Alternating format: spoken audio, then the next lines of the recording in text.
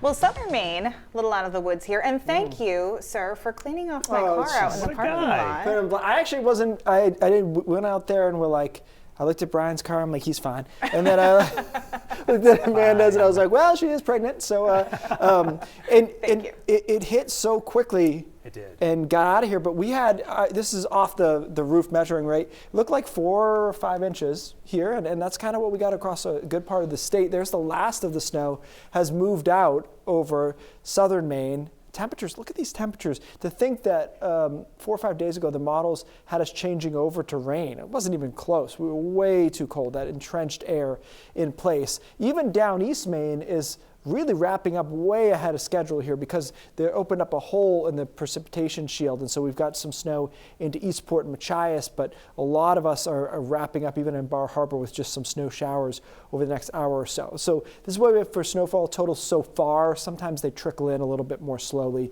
but a lot of them are in that 3 to 5 inch range. Haven't seen anything much over 5 so far, so it seems like that was kind of the top end of things unless we get some late reports in a few spots. Eastport had 2.5, but still time there as it's still snowing. So next few hours we all clear out. As I mentioned before, the last couple of storms we've had have been really brutally cold right behind it, so everything freezes hard. Not really the case tonight. I mean, it's not warm, but we're in the 20s and some 30s instead of it being single digits as it's been with a couple of these systems. Tomorrow's a mixture of sun and clouds with an isolated snow flurry possible. Windy though, that's what you don't see here. It's going to be windy, especially in the afternoon and then into the evening, and that's when it gets cold. Back down to the single digits in a lot of spots and below 0 possibly into the mountains at least briefly by Saturday morning. Saturday during the day is fine, and then our next storm system comes in Saturday night. That system still looks good to me. It's a little slippery though because it's progressive, meaning it moves west to east relatively easily. No big blocking high up here.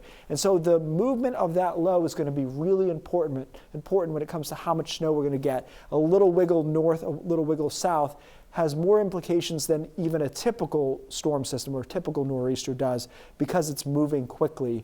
So that's Saturday night, Sunday. We're still in there for some snow. I'll show you the map that we've come up with in a second. But first, just for fun, let's look ahead at the next 7 days or so. So this storm on Sunday. You get a day off on Monday. Another storm Tuesday night into Wednesday. And then here comes Thursday. And then here comes the next weekend. So yeah, it looks quite busy. This is the next storm, though, in the offerings here. 4 to 8 inches is what we have. And again, this line could oscillate up or down based on the track of that low. Heaviest snow will be Sunday morning through about the middle of the day. So we got a lot to look at here. This year, the things I harp on have been really strong.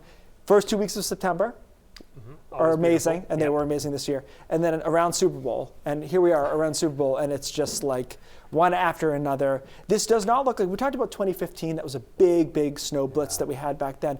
This doesn't look to be to that level because each storm isn't as amped up and slow as that. But we're going to have more snow at the end of 10 days than we are now. Let's put it that way. Big swing coming. All right, Keith, thank you.